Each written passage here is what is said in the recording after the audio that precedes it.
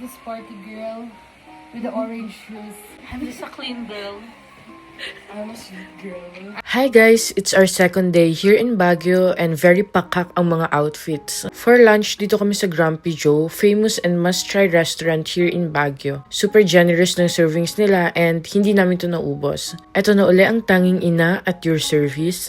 Nagpunta rin kami ng Mines View Park kasi wala lang, parang hindi kompleto ang Baguio experience mo if hindi ka pa nakapunta dito, no? Or hindi mo dinaanan. And since nandito na rin naman kami, ayan, bumili na rin kami ng mga pasalubong. Dinrap lang namin sa hotel yung mga pinamili, then dumiretso na kami sa Burnham Park to have strawberry and ube taho.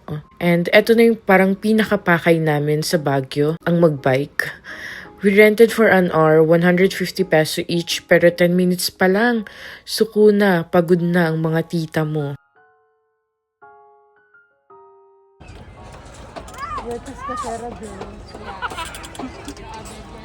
Yes, medyo jam-pack tayo today. Dito naman tayo sa Foam Coffee to have our coffee, of course. Nag-walk lang uli kami to buy flowers and she bought us tulips. Thank you so much. Then, ayan, pwede na siyang pagulungin pababa. Pagdating ng hotel, kanya-kanyang buhay na kami as usual. Mga around 9 p.m. lumabas na uli kami for dinner. Dito kami sa night market. Maraming food stalls dito, so marami ka talagang choices. At ayan, very tita ang mga ante mo. Nagpamasahe pa naman talaga. Kulang na lang iuwi ang masahista sa hotel dahil nabitin pa ata.